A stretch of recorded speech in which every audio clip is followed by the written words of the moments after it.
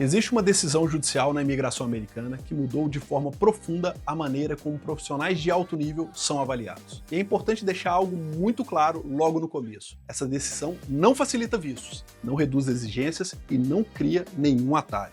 O que ela faz é corrigir uma distorção que vinha prejudicando exatamente sempre quem cumpriu a lei. Durante muito tempo, profissionais altamente qualificados apresentavam as suas provas sólidas, atendiam a todos os critérios legais e ainda assim eram negados. Isso gerava muita insegurança, frustração e uma sensação de imprevisibilidade que nunca faz parte da lógica da imigração baseada em mérito. Hoje eu quero te explicar o que estava acontecendo, o que essa decisão corrigiu no sistema e por que isso muda o cenário para os vistos como EB1A, O1A e EB2NW. Para entender essa decisão, a gente precisa voltar à base da lei.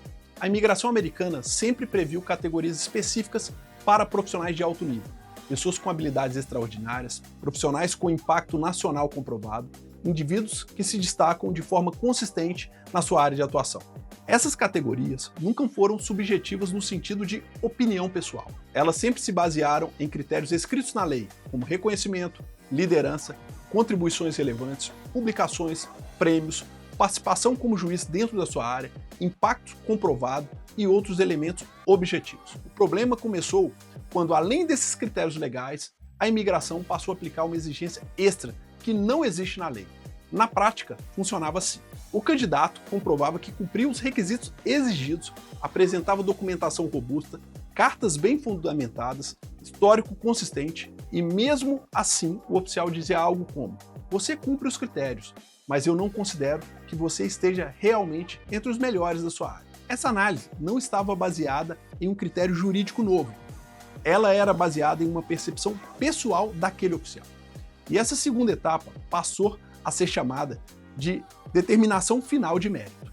O ponto central é que essa etapa nunca foi criada pelo Congresso americano. Ela nunca foi aprovada por regulamento oficial.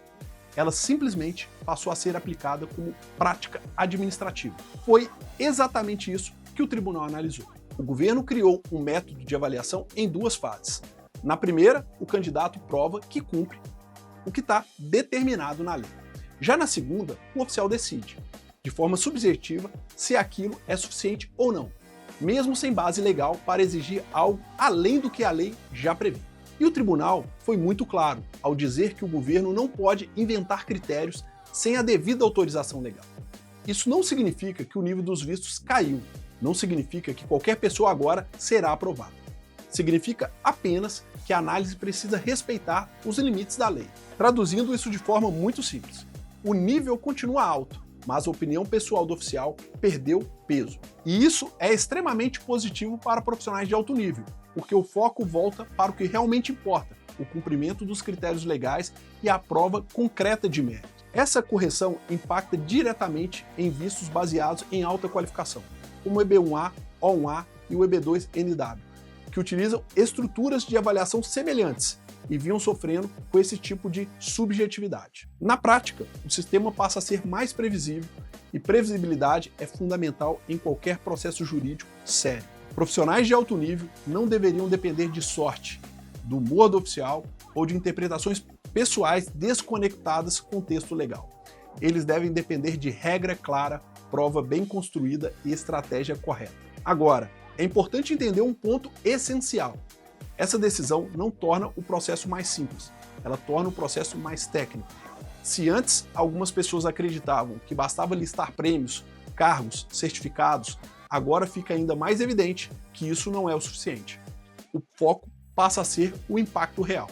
O candidato precisa mostrar como o seu trabalho gerou efeito coletivo, como ele resolveu problemas reais, como a sua atuação contribuiu de forma concreta para um setor, uma comunidade ou para um país como um todo.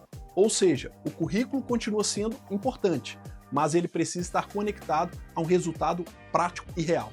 Precisa contar uma história lógica, coerente e sustentável. Quem entende essa mudança consegue estruturar um processo muito mais forte.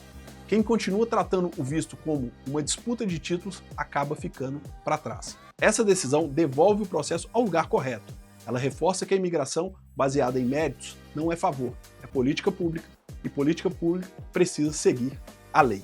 Essa decisão representa uma correção importante na imigração americana baseada em mérito.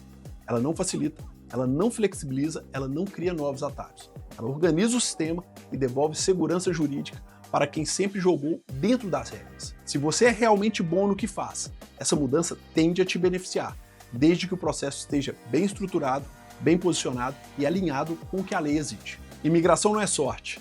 É estratégia, é clareza, é construção correta de um caso. Eu sou Vinícius Bicalho, advogado de imigração aqui nos Estados Unidos, e se esse conteúdo fez sentido para você, compartilhe com alguém que é muito bom no que faz.